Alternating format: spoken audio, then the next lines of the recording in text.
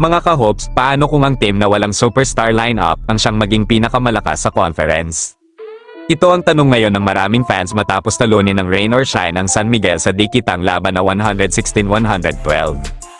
Oo mga hopes, matapos ang panalong iyon, lalo pang tumibay ang kanilang malinis na 5-0 record at sila ngayon ang number 1 sa standings.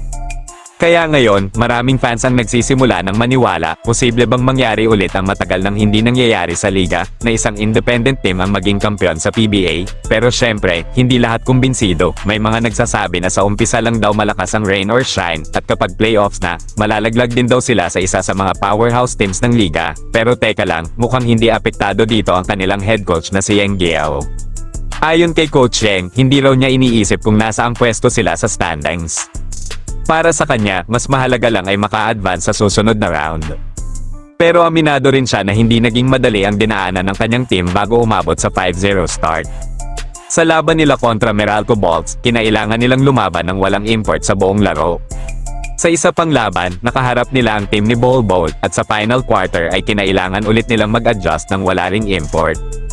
At laban naman sa San Miguel Beermen, nagkaroon pa ng malaking drama dahil matapos nilang lamangan ng 25 puntos, halos mabura yon nang habulin sila ng San Miguel, pero sa huli, nagawa pa rin nilang ipanalo ang laro. Para kay Coach Yeng, ito raw ang klase ng mga laban na nagpapalakas sa mentalidad ng mga players, dito raw nasusubok kung gaano katatag ang isang team. Sa kabilang banda naman mga idol, hindi rin nagpapahuli ang import ng San Miguel na si Justin Patton. Ang dating first round NBA draft pick ay may gustong patunayan sa PBA. At ayon sa kanya, gusto niyang ipakita na kaya niyang tapatan o higayitan pa ang isa sa pinakamahusay na import ng liga.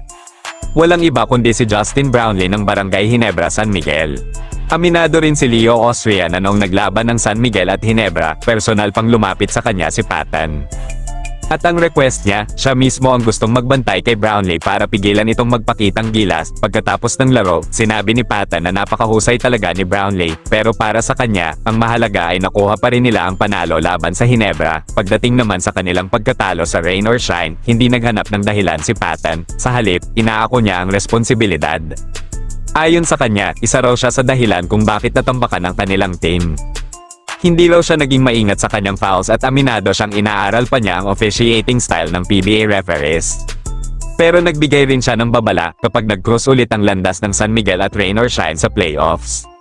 Iba na raw ang mangyayari, ipapakita raw nila kung gaano kalakas ang San Miguel Beermen. Samantala, interesting din ang sitwasyon ng Barangay Ginebra. Maraming fans ang hindi nag-expect na magiging competitive sila ngayong conference. Dahil kung tutuusin, kulang sila sa legit big man maliban kay Jepet Aguilar, at sila rin ang may pinakamaliit na import sa liga. Pero kahit ganon, pumapalag pa rin sila. Ang kanilang dalawang talo ay parehong close games. Natalo sila sa NLEX Road Warriors dahil sa dagger 3 ni Robert Bolek. At natalo rin sila sa San Miguel dahil sa clutch shot ni Don Trolano. Para kay Tim Cone, maganda raw ang nilalaro ng kanyang team.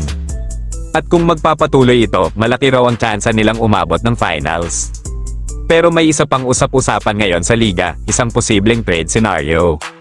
Ang pangalan na pinag-uusapan, si Justin Arana, ayon sa ilang insiders, posibleng maging target siya ng Ginebra kapalit ng rights ni Jamie Malonzo. Kung mangyari ito, parehong team ang maaaring makinabang. Kulang sa solid wing ang Converge Fiberxers habang ang Ginebra naman ay nangangailangan ng legit big man. Kung mapunta si Arana sa Ginebra, lalong tatangkad ang kanilang lineup. Lalo na kung babalik pa ang sharpshooter na si Maverick Ahanmise at makuha nila ang mas malalaking guard sa draft.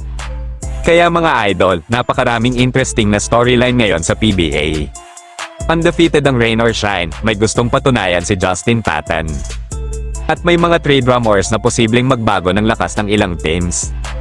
Ang tanong ngayon, magpapatuloy kaya ang magic ng rain or shine? O babawi ang mga powerhouse teams pagdating ng playoffs? Kayo mga idol, ano sa tingin ninyo? Comment ninyo sa baba kung sino ang tunay na contender sa conference na ito. At kung nagustuhan ninyo ang video na ito, huwag kalimutang mag-like, mag-subscribe, at pindutin ang notification bell para lagi kayong updated sa pinakabagong balita sa basketball. Muli, ito ang inyong kasama, Ray. At ito ang Ray's Hoops Universe. Hanggang sa susunod na video mga idol.